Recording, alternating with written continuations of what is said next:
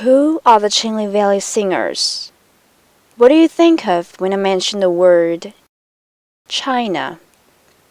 Now, how about putting them together? Think of the Native Americans and you will imagine this. The discovery of this continent, the iconic costumes, mysterious ceremonies and the ancient beliefs. But there is far more to the Native Americans. As the aborigine of America, the Native Americans are known for their history, but when it comes to the living conditions, their art, it remains a mystery for most of the Chinese.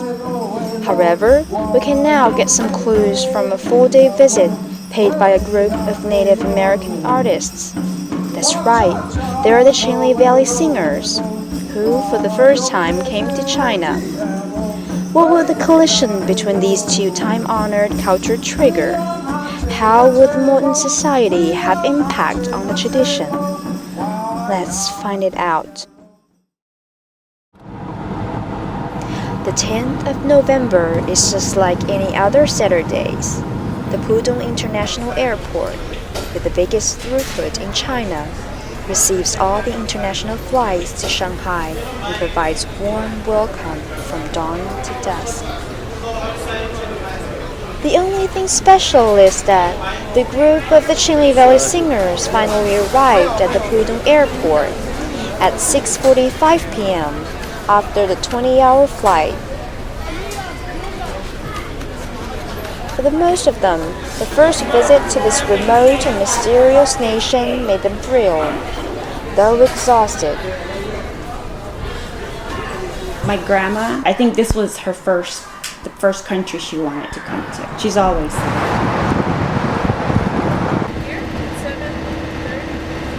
the United States government, on our reservations, we have our own courts, our own tribal police. We have all that. Our own government. We have our own government within the United States government. So we're kind of like a country within a country. For me, I just want to experience it. I want to say I went to China. I want to learn Chinese, how to say hi, bye, how you doing. I want to learn how to write my name in Chinese. Oh, pretty good. 你好，你好。对，你好。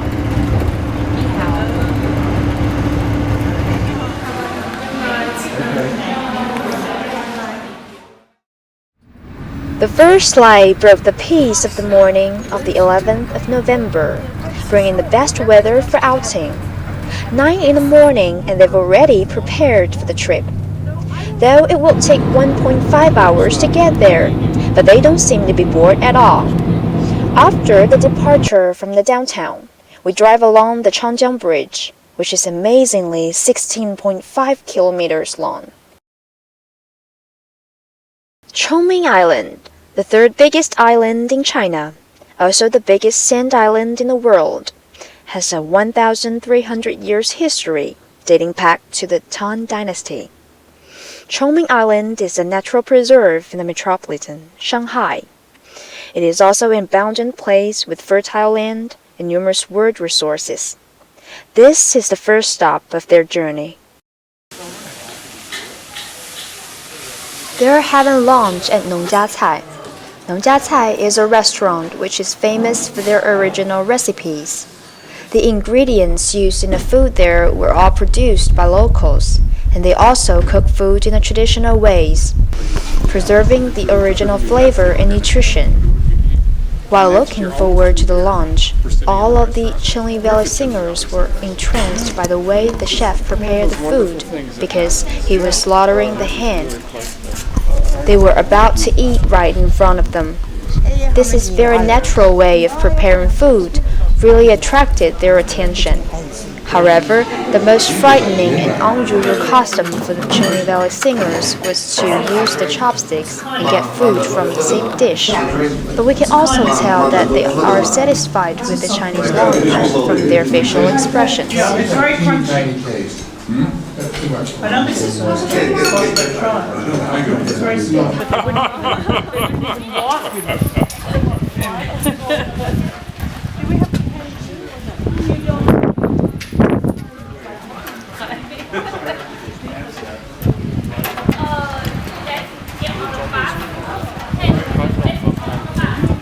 We continued our trip after a short break. This time, we arrived at a park adjacent to the sea. You may wonder why we traveled such a long way just to get to the sea. It was because of the Chinle Valley Singers' special regional culture. It is said that once they go to a new place or country, they will have a mysterious, special ritual at a place where they can see the sea.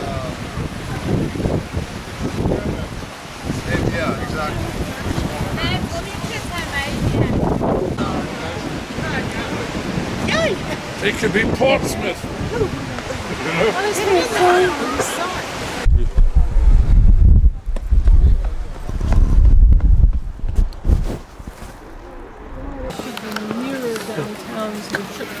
Oh, okay, shorter. In the park, several people, old and young, were moving their body according to the rhythm and dancing under the sunshine.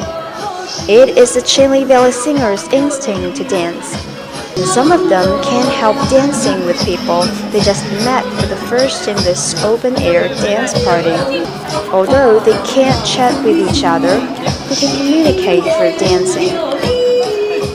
In another section of the park, a group of amateurs form a folk music group, holding traditional Chinese musical instruments such as erhu and dulcimers in their hands, enjoying the fine afternoon.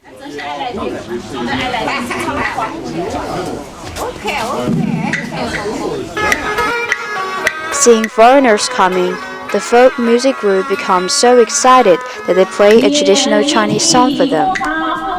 The Chinle Valley Singers all enjoyed the performance and took photos of the show. We believe that these pictures will leave them with a deep impression of everyday Chinese life.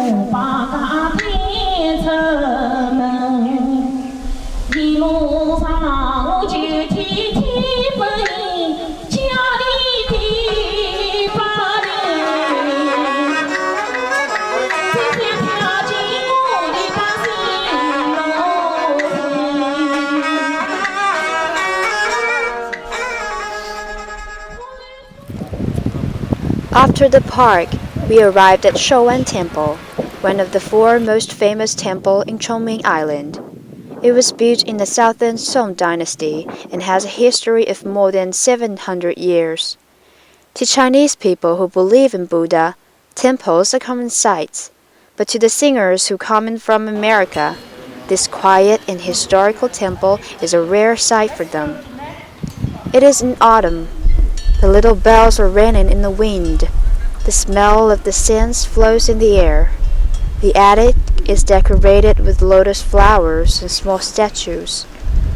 All of these things signify tranquility and peace. All of the singers are attracted to them and curiously ask the volunteers accompanying them the meaning of the symbols and marks.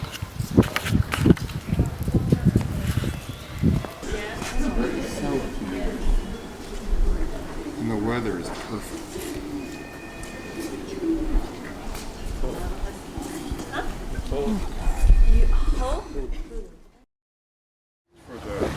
For the people of Four Corners. I think you have the wrong. This would be a casual day for the Chinle Valley Singers because today they're going to visit the campus of University of Shanghai for Science and Technology, which is the host of this activity. This campus has a 106 years old history and is established on the former site of Hujiang University, which cultivated numerous big names. It's a beautiful campus. The culture center was really interesting that you guys reach out to other cultures, bring them here like us.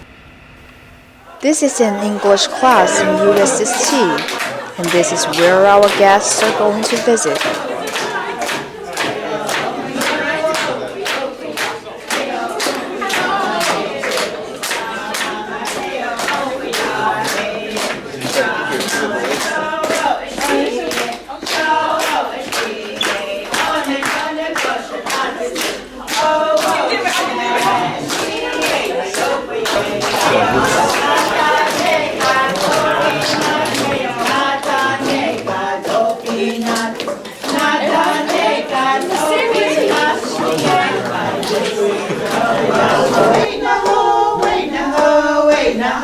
less than 2 hours, the Chinle Valley singers introduce themselves, their art, costumes, and their history.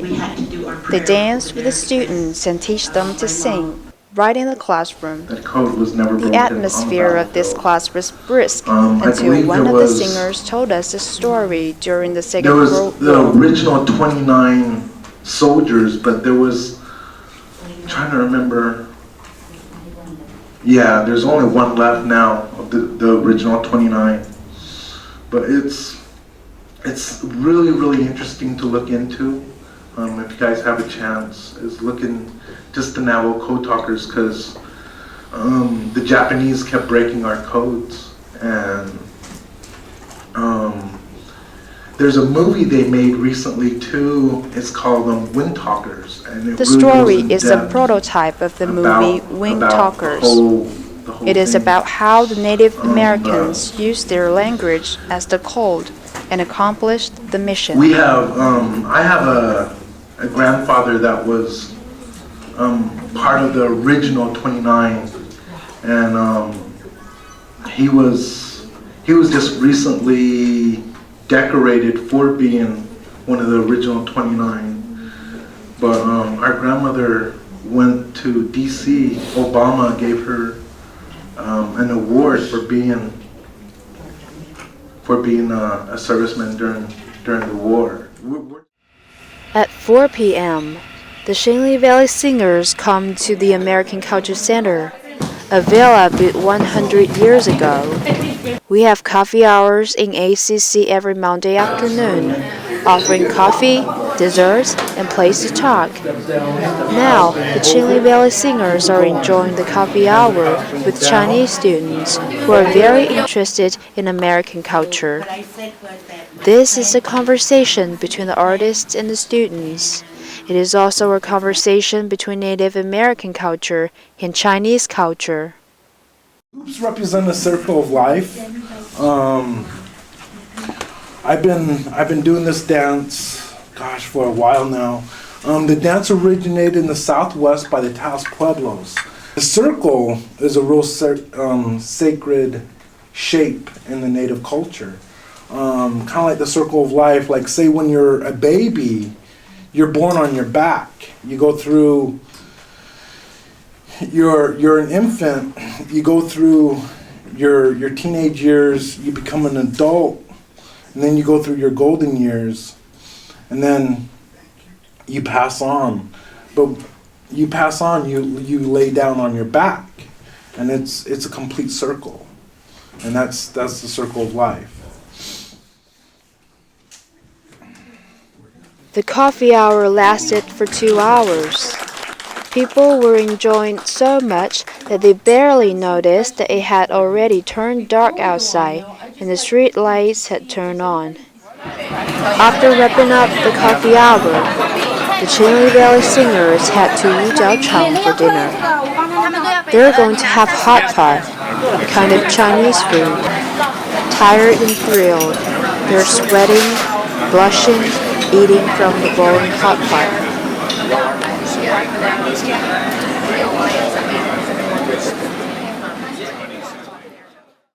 The performance tonight is going to be a big event for the Chinle Valley Singers, because this is the first time they will wear the traditional clothing since they came to China. They're going to perform their pristine art to more than 500 people in a theater of USST.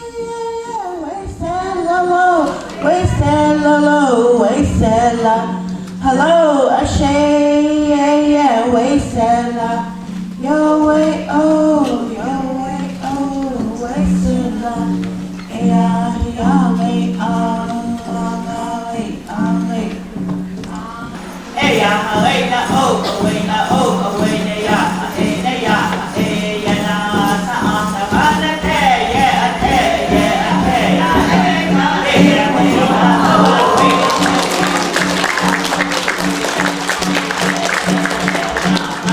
This performance of dance and song from a faraway land was warmly received by the audience, as indicated by their enthusiasm and inquisitive questions toward the artists.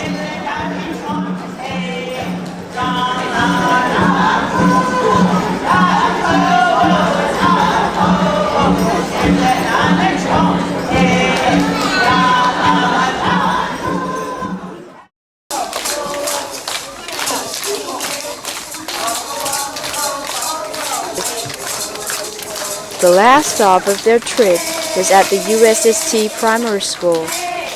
We were looking forward to how the children would react when exposed to traditional Native American culture.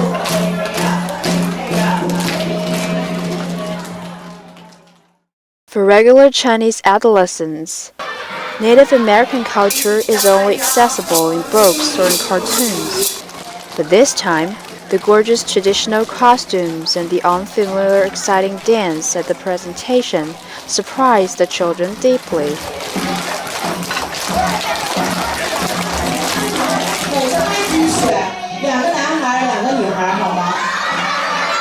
At the end of the performance, the Chinle Valley singers invited the little pupils to dance with them. The effusively excited children expressed all of their passion, which spread to everybody in attendance, as well as the players themselves.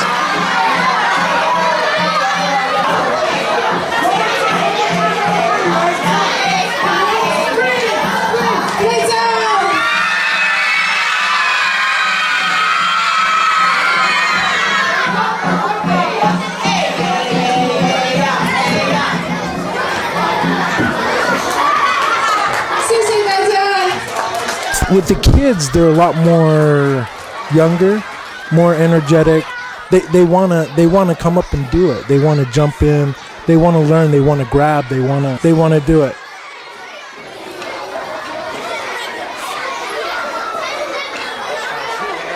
Coming to the school here, you see all those little kids, and they're all eager to learn our cultural. They all wanted to dance, and I'm hoping for a pen pal, from my students, and then here at the school to write to each other or either on internet and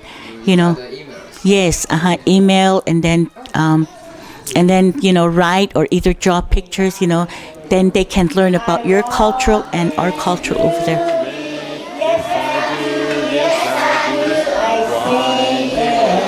If we get funded again, for us to come back, we're going to come back.